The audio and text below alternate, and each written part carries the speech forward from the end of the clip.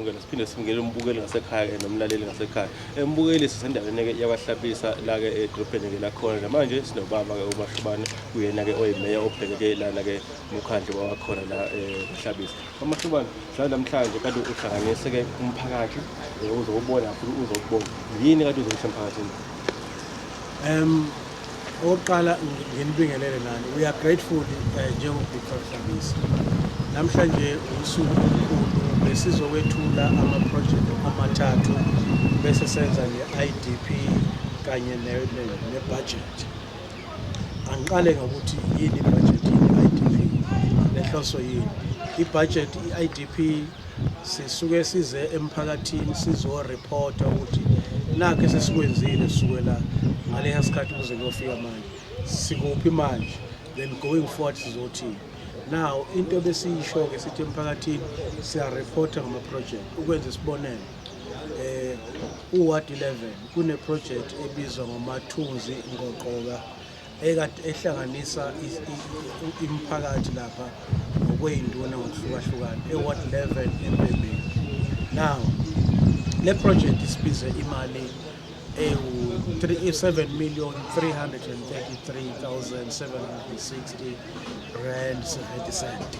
So le mali engaka mabili ama-project, umgwaqo ugravela 3.5 kilometers bese kwakhiwa i-causeway. I-causeway i-bridge esithi-ke si-positive very strong nangesakhiwo sakhona uma ubuka nje uyabona ukuthi lakhiwe kahle kungajahile. So abantu bomphakathi-ke sebazokwazi ukusizakala, babenefithile abantu ngamathuba emisebenzi abawu-20.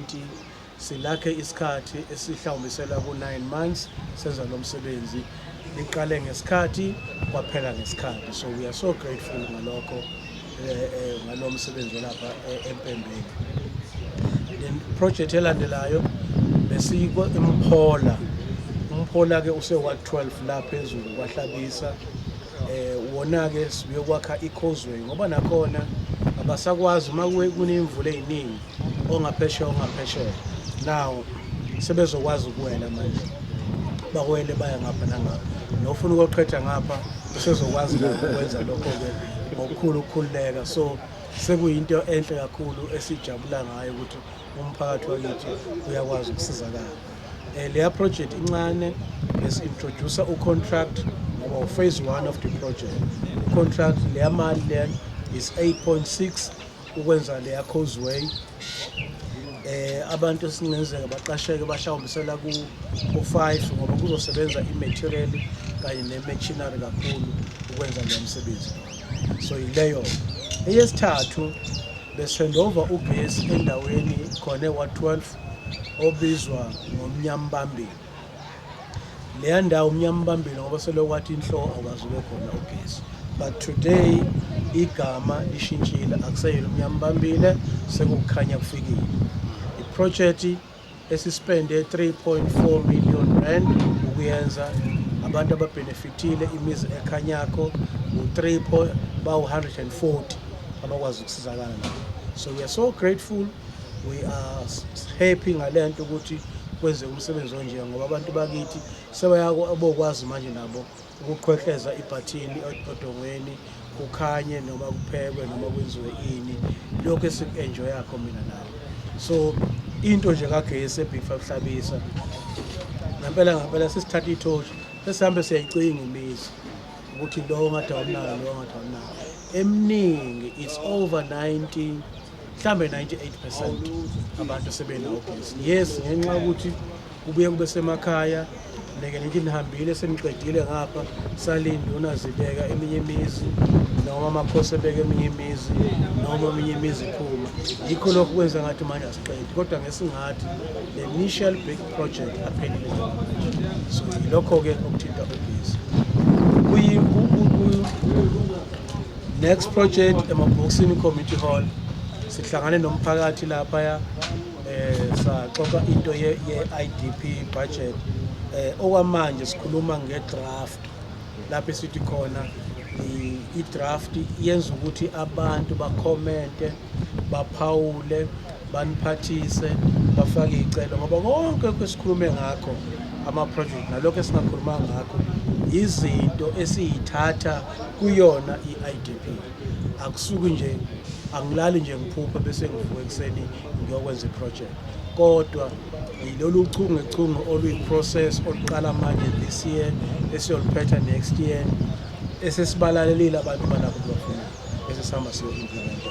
Cishe yilokho umuntu we were grateful indlela abaphawule ngayo abantu, indlela abasithume ngayo abantu, nakonke nje abakwenzile thina sikujabulela kakhulu kabi ngoba silapha sisebenzela wona umphakathi. Mhlawumbe nje uselapho umhleli sakhuluma indaba kade siyazi ukuthi ugeza nihamba nifuna bafakele ukuthi ngapheli ngisho iveke ukuthi abayesebonile mhlawumbe kunokhathaza kangakanani lokho bese zoba abantu bokufika mhlawumbe abahlabisi bafika lokuthi kunezingane zazandile emhlabeni udla khona amashifts abantu kubona kube phinde bedayise ugesi lo gesi lokugesayo bayifaka le bag bahamba lalo emazweni ukunikhathaza kwento esebenza kanjalo. Sikhathazekile kakhulu ngabantu bofuna sibabele kulesikhathazekile. Abanye babo ningibona abawenzayo bafika laba bakungemthetho abanama amaphepha afanele bese bekhona i-crime.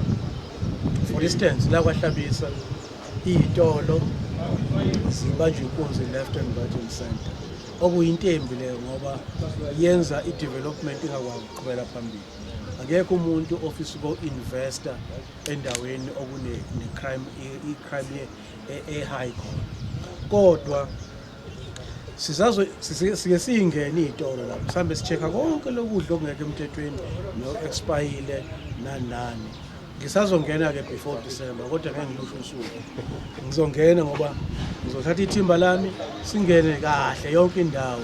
Uma kukhona abadinga ukuboshwa bazoboshwa, uma kukhona abenza into engalunganga kanjalo.